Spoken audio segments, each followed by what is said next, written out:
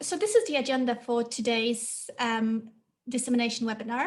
We will start with a brief introduction to the SAVES2 project. So I'll let you know a bit about the background and how we got here. I'll be then passing on to our colleague Nina, who's a project advisor at EASME, who will be talking about energy poverty and how it's addressed through projects like SAVES2 and other EU-funded projects. After that, we'll have two main sessions. The first one will be about fuel poverty and the finance impacts and recommendations that we have as a result of SAVES2. And there will be a session by Vasilis and Jade. Vasilis is from University of Athens in Greece, and Jade is my colleague here at NUS. And then we'll have session 2, which is about energy savings, student engagement, and our recommendations. And that will be a session run by my colleague Rachel Soper from NUS UK and Dave Everett, also from the UK, who works at ECOVISM. Then our final session will be by two of our student ambassadors, which is very exciting. They'll be joining us, talking about their experience and how they got involved with SAVES2. And they're both from the Technical University of Crete. We will have questions at the very end, so please feel free to post questions along the way, but we will then answer them at the end of today's webinar. So to get going, SAVES2 is a student engagement project that runs in 7 different countries. It's been funded by Horizon 2020, the Coordination Support Act. We started the project back in May 2017, and we're just about to finish in the next couple of weeks. The project builds on a previous one called SAVES1, which ran 3 years prior to this. This project has more focus of energy poverty than SAVES1 did. We're a partnership of delivery organizations that are based in 8 different across the EU. And the main focus of SAVES2 is on students and energy poverty. And students are often a group that is overlooked when it comes to energy poverty. So these are the 11 organizations involved in the project. We have 8 different universities based in 7 European countries that have been delivering the campaign. We have NUS in the UK, the Student Union of Students in Ireland, University of Sofia, University of Bucharest, University of Cyprus, VG2U in Lithuania, Technical University of Crete in Greece, and the National and Kapodistrian University of Athens. We also have two partners, other partners. So we have technical partners, which is the Montfort University and ECOVISM, and they're responsible of running an online energy dashboard, and they'll be talking about this later. And then we have a dissemination partner called Unica, based in Belgium. So why do we have this selection of countries? Well, before we submitted our bid to Horizon, we looked at how at the levels of energy poverty across Europe, as you can see from this graph, 4 of our countries, so Bulgaria, Lithuania, Greece, and Cyprus, have some of the highest levels of energy poverty in Europe. Romania follows swift, and then we have Ireland and the UK, which are slightly below average, but are still midway through the countries in Europe. So that's one of the reasons why we decided to run a project in these countries. So SAVES2 is made of 2 different campaigns. One of them is called Student Switch Off, which is a student behavior change campaign in university dormitories. And the second is Student Switch Off Plus, which is an engagement campaign with students who live in the private rented sector. They may have lived in dorms before, or they may have never lived in dorms and just live in the private rented sector. And this campaign focuses around smart metering, energy efficiency, and further factors, which I'll be discussing in a minute. But the idea is that this helps reduce students' exposure to fuel poverty. So what we did at the start of the project, we trained dormitory coordinators in our 8 universities. This is a training session we did at VG2 in Lithuania back in 2017. And the purpose of this role was to get people on the ground to help deliver both those campaigns. So we had one in each of those 8 universities. Then the role of those dormitory coordinators as part of Student Switch Off is to work with students in dormitories to engage them in energy saving. And one of the big things that we do at the start of every academic year is to train students to become Student Switch Off ambassadors, who can then engage their colleagues and their friends on the campaign. So it's a peer-to-peer campaign. It's not top-down, it's more like bottom-up. So this is a training session that we did as part of the project back in LSE in 2017. What then happens is throughout the year, students who live in dorms have the opportunity to get involved in a number of different competitions on social media. There can be photo competitions, tagging competitions, quizzes, and as part of it, students not only learn about energy efficiency and what they can do to save energy, but they also have the small incentive of winning some prizes along the way. These are some photos of the kind of actions that we ask students to do to save energy in their dormitories. It is about wrapping up warm, it is about cooking efficiently, it's about switching off unnecessary lights, etc. What we then do is throughout the year, students contribute to saving those energies in their dormitories. We have an online leaderboard. This is a small snapshot of this here on the left that Dave will be talking about more later. But students are able to see throughout the year how much energy they are saving. And then the dormitory who saves the most energy per student at the end of the year wins a prize. So there's a bit of an incentive there to get involved.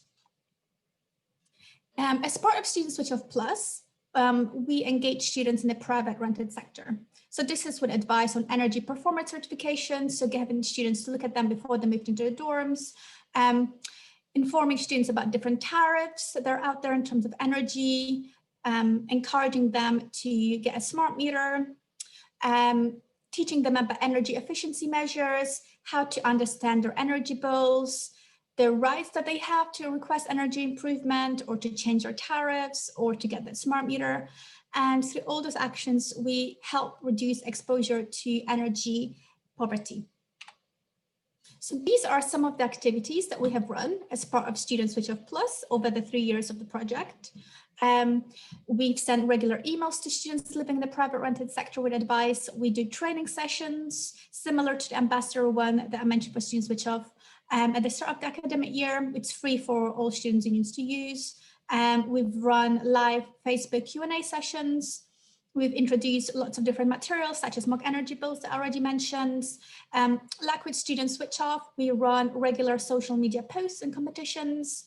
And on an ongoing basis, we surveyed students to get their feedback and ran focus groups to kind of help improve the campaign on an ongoing basis from year to year. Because as you could see, we have run the campaign for 3 years. So we started in the 2017 academic year and finished in 2019-20 academic year.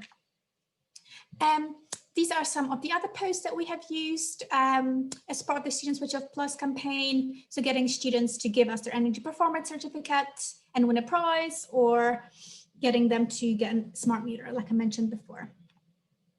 So we're really proud actually what we have achieved so far. I won't give you the stats now because that's part of the next few sessions. And we have come up with lots of different recommendations and some interesting findings around fuel poverty, and these will be discussed in further sessions.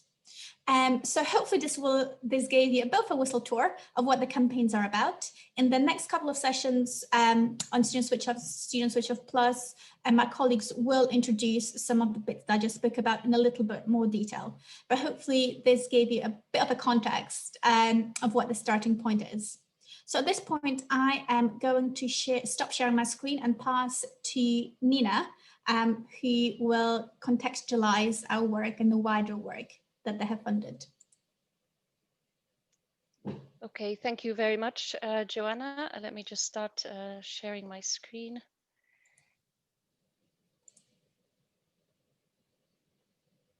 Okay, I hope this works properly.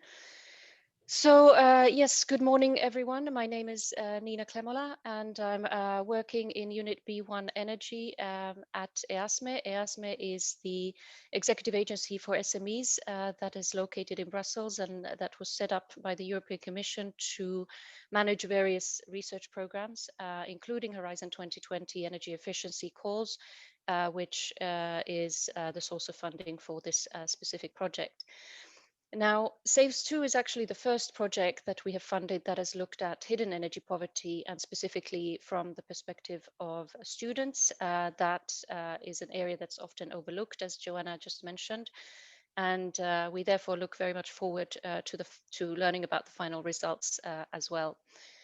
Now, according to a recent Eurostat publication, actually from last week, called Housing in Europe, there's still close to 7% of the EU population that are reporting not being able to afford to adequately heat their homes. This was an EU survey in 2019. And obviously, we know that with the COVID-19 pandemic, unfortunately, this figure or this percentage is likely to be affected for the data that will come out for the year 2020. Projects that empower citizens, and in particular consumers suffering from some form of energy poverty, such as SAVES2, can therefore really bring very important tangible benefits for those households.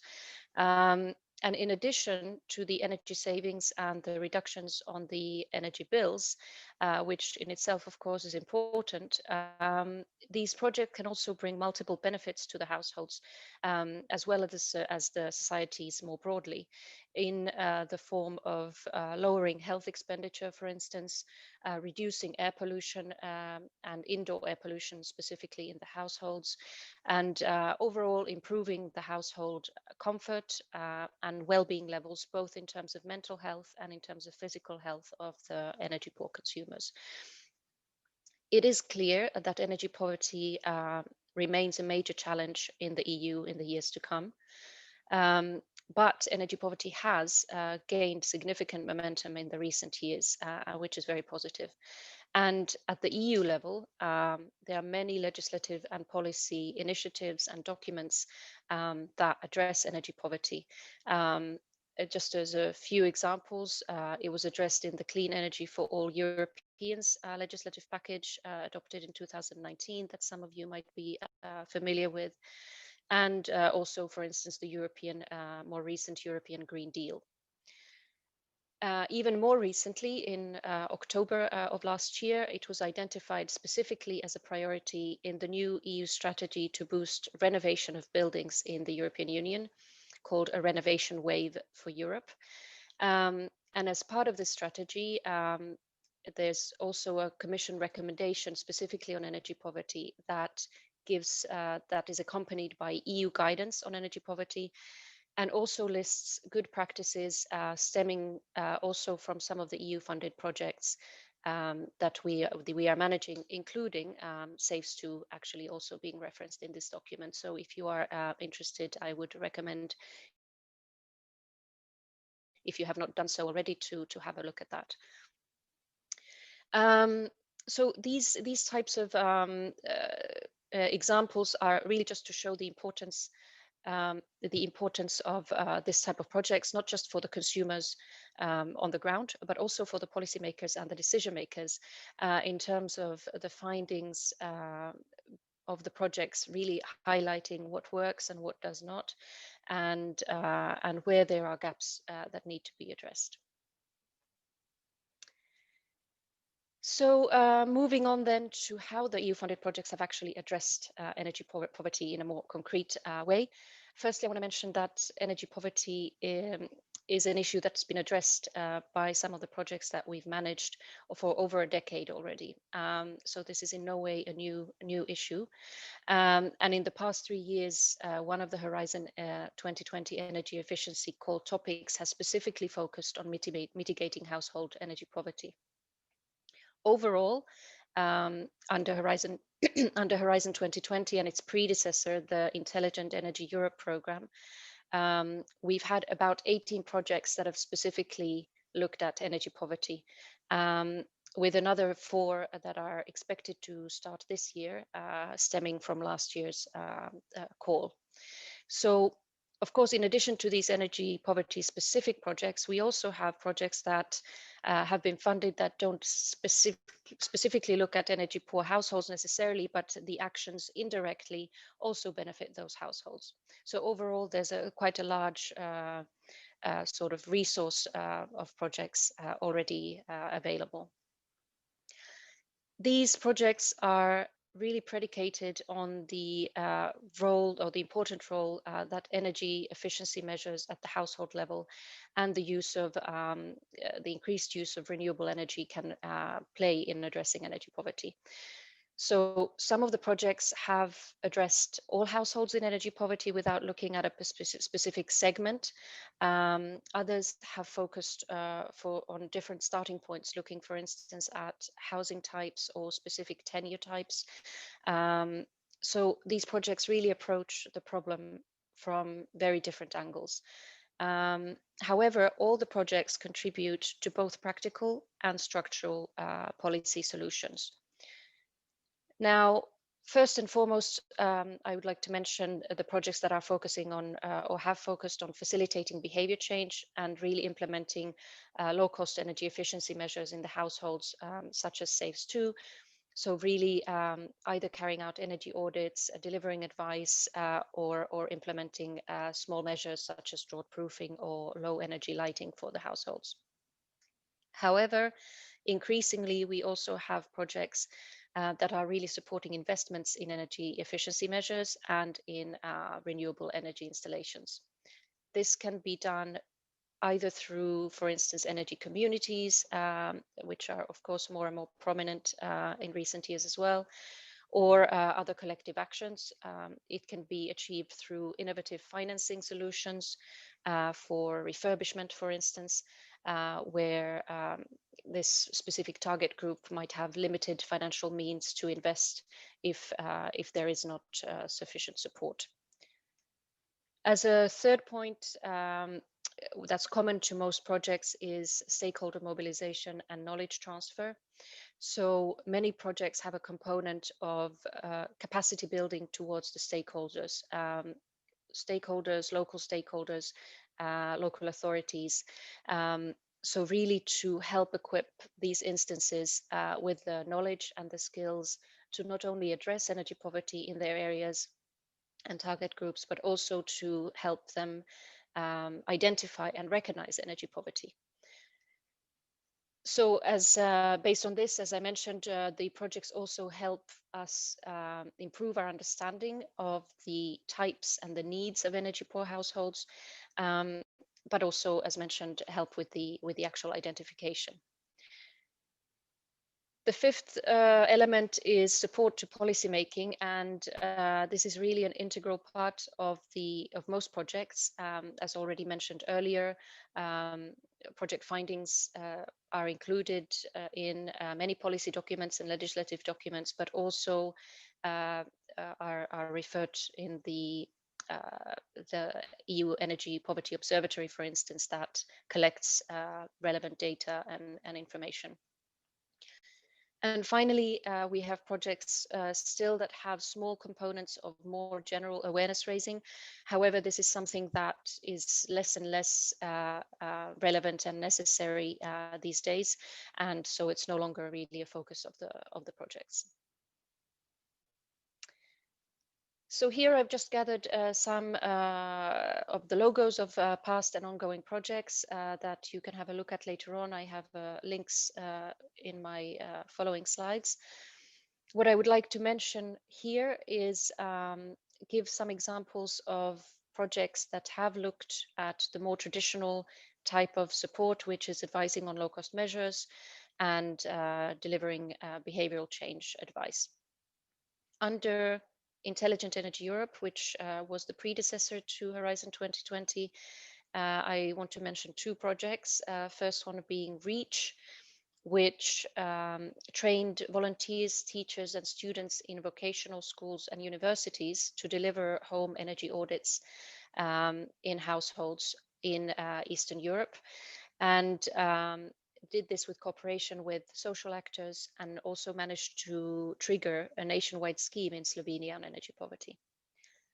Another project I want to mention is Fiesta, which took a different approach, focusing on families specifically, some of which were also in energy poverty or experiencing energy poverty in some form. And this project set up municipal energy help desks for citizens to receive advice and to receive home energy audits as well. The project also set up consumer purchase groups and discount programs with retailers and installers to allow consumers to benefit from reductions in their purchases.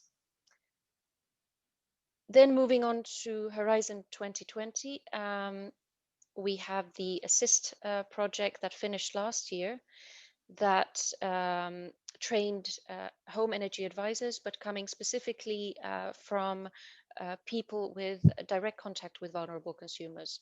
So home care professionals, social service or social workers, energy supplier representatives, and these people then delivered the advice directly to the consumers.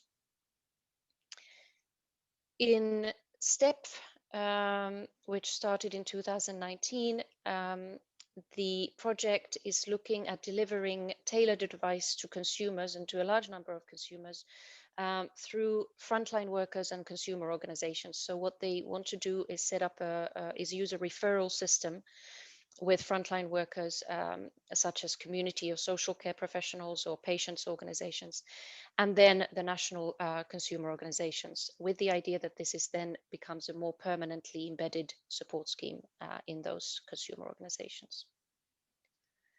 And finally, I want to mention EmpowerMed, which is focusing on empowering women in the coastal Mediterranean region and focusing also on the health impacts of energy poverty. A second strand of this project is also to train key actors, key stakeholders, and to create networks between those stakeholders, such as health and social professionals.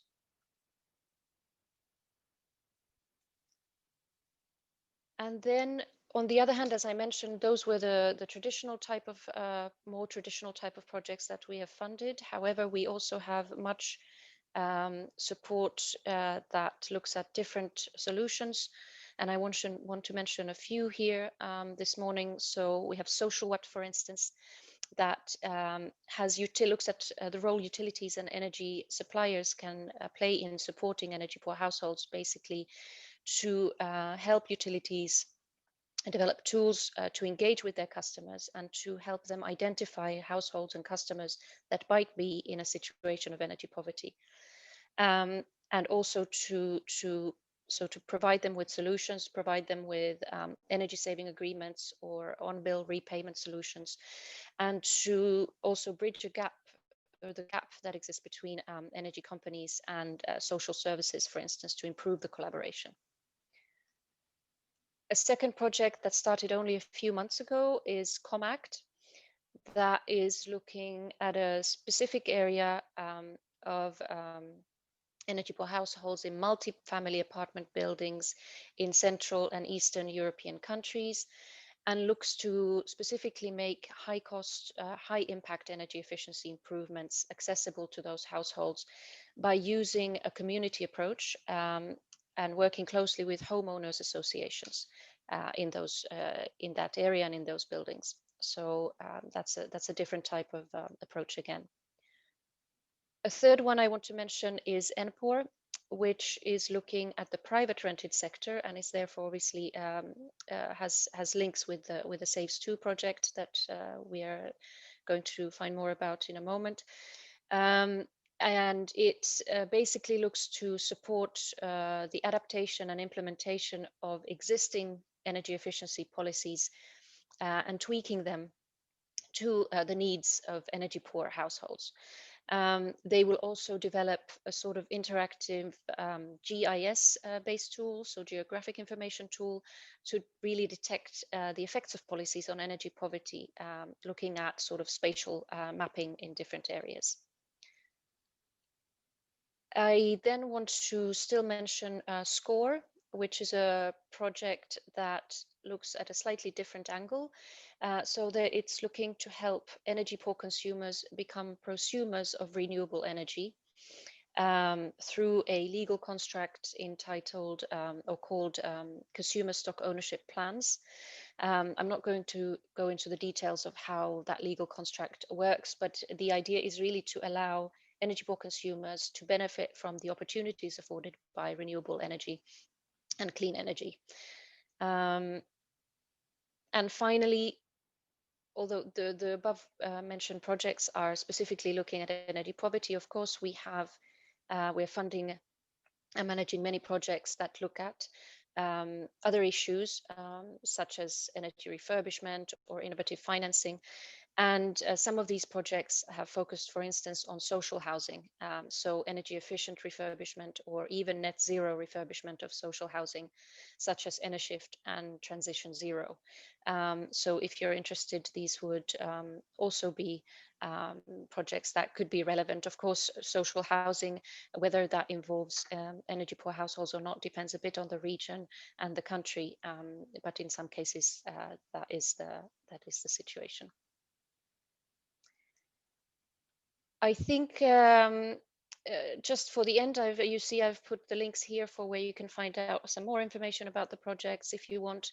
But I would like to close by saying that although the Horizon 2020 program is now coming to an end, there will be a new LIFE sub-program on the clean energy transition that will continue to fund these types of projects, that will continue to support and empower consumers, and in particular will continue also to fund projects to alleviate and mitigate energy poverty.